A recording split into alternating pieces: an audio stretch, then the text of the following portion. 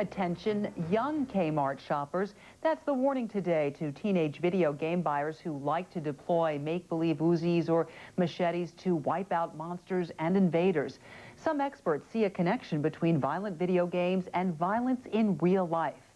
As we hear from CNN national correspondent Mike Betcher, this means many teenagers will face being carded at the cash register. They lined the shelves of major retailers, offering the purchaser murder and mayhem at the flick of a button. And even if such video games carry the most restrictive rating, mature, not recommended for children under 17, few stores ask the purchaser for proof of age. That is changing. At a Washington press conference flanked by supportive senators, Kmart officials announced they will refuse to sell mature video games to anyone under 17. If the customer, an adult, makes the decision that this is a game that is appropriate to purchase, then we will be checking ID to make certain that there is no doubt. In addition, signs will be posted in Kmart's electronics departments, advising parents to closely check a video game's rating. It's a matter of our role as a retailer in comparison to what's going on within the broader society on these issues, what parents are saying to us, and also those that are in the manufacturing community as well. Kmart competitor Walmart quickly followed suit. Toys R Us says it already asked for proof of age. Montgomery Ward's and Sears already have gone one step further and refuse to sell mature video games at all. We cannot hope that children who are entertained by violence will love peace. This is not only common sense, but it's a public health consensus. Games that feature a higher score for a higher body count themselves became targets after repeated school shootings across the United States focused attention on children's exposure to violent media. Among Kmart shoppers, the new restrictions are as popular as a blue light special. I think it's a good thing, yeah, because some parents don't really pay attention to what their kids are buying. Super, super, thumbs up. I think that's a great idea. I'd like to see more businesses supporting that concept. In America, surveys show that 3 of 4 homes have video games, and children spend, on average, 7 hours a week playing them. Now, the most violent versions are becoming the alcohol and nicotine of the home entertainment industry, considered hazardous to a teen's health, and now harder to buy. Mike Betcher, CNN, Atlanta. In a few minutes, I'll be taking the pulse of the nation about efforts to restrict the sale of violent video games. To join our interactive discussion, please call toll-free at 1-877-551-5436 or send us an email to perry.newsstand@cnn.com. I'm joined now from our Washington bureau by Republican Senator Jeff Sessions of Alabama. In May, he and a number of other senators sent letters to executives of Kmart and several other retailers encouraging them to do something to prevent the sale of video games to young people. And joining us from Seattle, Washington is Bennett Haselton. He is the webmaster of peacefire.org, which is a website dedicated to opposing censorship directed at people under 18. And Bennett, we might add, is 21 years old. And gentlemen, we thank both of you for joining us. Thank you. Senator Sessions, let me begin with you, please. People tonight are applauding your efforts, but some say you can't possibly enforce these restrictions. After all, teens can just get someone else to go and buy their videos. Your response, sir? I think that's possible. That's always possible. But I do believe it will make it much more unlikely that a young person would go in and be able to buy, say, a 14 or 15-year-old an extremely violent video. I think Kmart, Walmart, Sears, and actually Sears and Montgomery Ward have quit selling these altogether. So I think this is a good step in the right direction, but I also hope that parents will pay particular attention to these games because I do not believe many of them are healthy.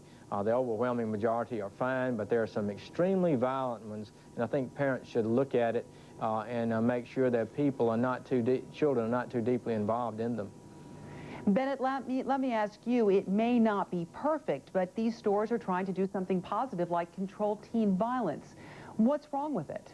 Well, I think the problem with rules like these, and the same thing for movies and internet ratings and music rating, is it becomes hard for, if you put yourself in the position of a real teenager, it gets hard to take the rule makers seriously if they get this upset about things like video games. I mean, if you know what a typical teenager goes through as part of their daily life, you know that when they hear about a new rule that's in place that says that video games are going to harm them, it becomes difficult to take seriously the people who are making the rules. And how is it different than drinking and driving? Where do you draw the line, Bennett? Well, I don't think you can compare drinking and driving to playing a video game. I mean, I would actively go out of my way to stop somebody who was drunk from getting into a car, no matter how old they were.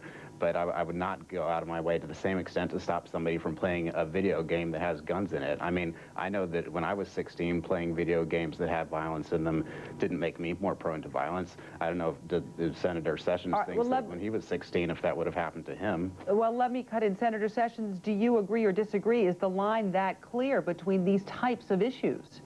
Well, I think he's raising a valid point, and I think it's worthy of a discussion in America.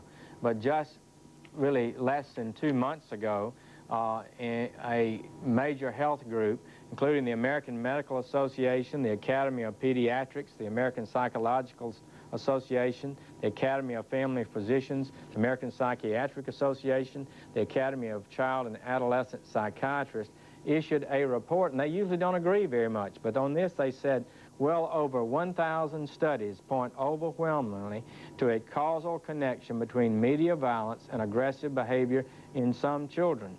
The conclusion of public health community, based on over 30 years of research, is that viewing entertainment violence can lead to increases in aggressive attitudes, values, and behaviors, particularly in children. And they went on to note that although less research has been done on the impact of violent, interactive entertainment video games on young people, preliminary studies indicate that the negative impact may be significantly more severe than wrought by television, movies, or music. All right, I Senator think that Sessions, is as close as we can get to a final answer. Well, I'm going to have to ask you both, please. Bennett, hold on for 1 second. We are going to need to take a break right now. We will continue this discussion, though. When we come back, we are going to be taking your phone calls about sales restrictions on violent video games. So please call us toll-free, 1-877-551-5436, or you can send us an email to perry.newsstand@cnn.com.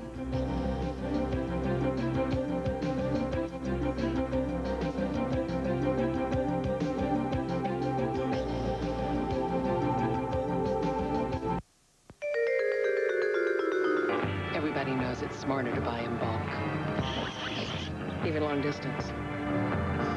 Thank you. Now you can get 1,000 minutes of nighttime calling for just 20 bucks. That's a big block of talk. And you won't have to strap it to your minivan. Switch to Sprint at 1-800-PEN-DROP. Call now and get free internet call waiting. And never miss another call when you're online. Your computer can do amazing things. It can be your photo gallery, your bank, your jukebox, your soapbox, your passport to the world, all of which means nothing if someone doesn't show you how. Starting today, we will. Technology's great, but in Gateway Country, people rule. Come in or call. Today we're talking about desktops. This is the IBM NetVista X40. It's all in one. It takes up 75% less space than other desktops. It's got an Intel Pentium 3 processor. It's very cool. This is a desktop from another company. It's big, and it's big. If you want the NetVista, go to IBM.com and buy it direct. If you want the big one, go somewhere else, like a big store somewhere.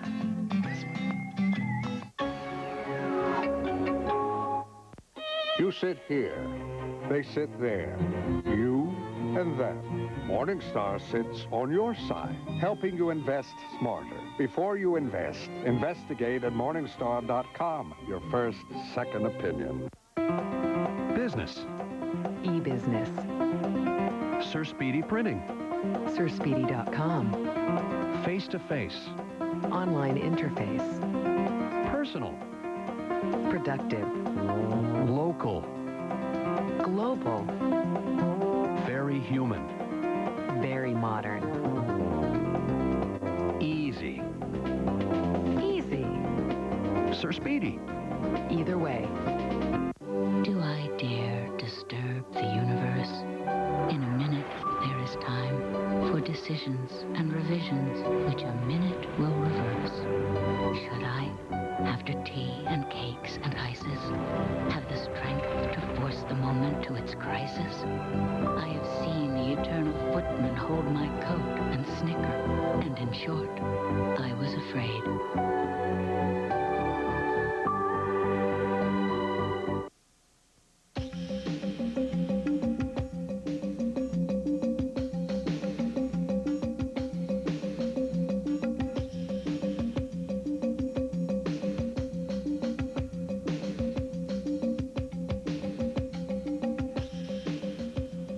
Welcome back. We are talking about stores refusing to sell violent video games to children under 17. Our guests are Republican Senator Jeff Sessions of Alabama and webmaster Bennett Haselton. We have an email right now from Jake. The email reads, why are video games being attacked? Why not pro sports? Look at hockey, where fighting is encouraged and it is on early enough that any child can watch it. Senator Sessions, why are you picking on video games? Well, video games are interactive, and they are put the player in the position often of a killer. It makes the person feel good. It awards the person points and benefits if they are successful in killing more effectively. I think it's perhaps an unhealthy thing, and at least the experts certainly believe that it is unhealthy for young people to be involved in that. And I frankly think that the violence we see in sports and all is also unhealthy. That's never been acceptable in any sport programs that I've participated in, and we need parents and coaches and all to stand up and make clear that violence is not a way to solve problems. It's simply a poor reaction to difficult circumstances, and we need to teach people to have discipline, to have a character, and to control their emotions. All right, Bennett, let me ask you, maybe we should be controlling other violent sports as well. Well, I think if you ask any kid who, plays hockey on a high school team, and make note, that's just as interactive as a video game if you're actually on the team instead of watching it. But if you ask them what kind of values they take away from that game or any sport, they're going to say things like teamwork, learning to accept losing, but still caring about winning and working with your teammates. They're not going to say that playing in a hockey league taught them to kill on command. But they'll probably say the same thing about video games, because, I mean, if you ask any actual teenager, this is missing, key component missing from a lot of these studies done. If you ask a real teenager, do you think that you would have been led to commit acts of violence by watching a hockey game or playing a video game? I still can't find anyone who will come forward and say, yes, I would have been harmed by video games when I was 16. Not even the people proposing the restrictions. It's always saying, other people would have been harmed when they were 16, just not me. Why don't we take a call from Nebraska right now? Caller, are you there? Yes. Go ahead, please. I don't know. I have had the exact opposite experience. I have 3 perfectly normal children who, after playing these violent video games, become aggressive, become deleterious. They are belligerent. They are crazy, absolutely crazy, after playing these games, because they believe that this is what is expected of them.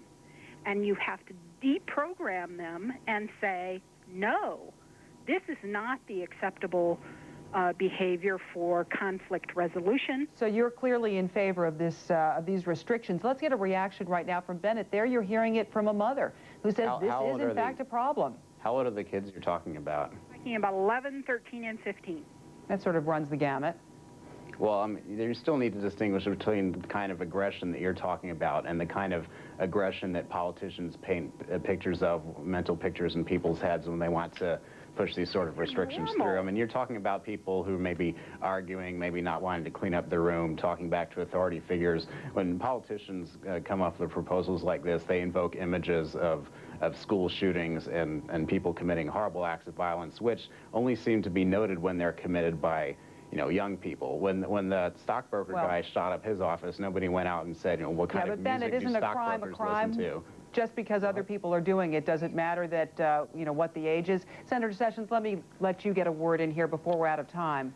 Well, we know that the blood pressure grows up. There is an adrenaline rush from these things, these video games. It's a very intense experience, and I think the mother has made an excellent point.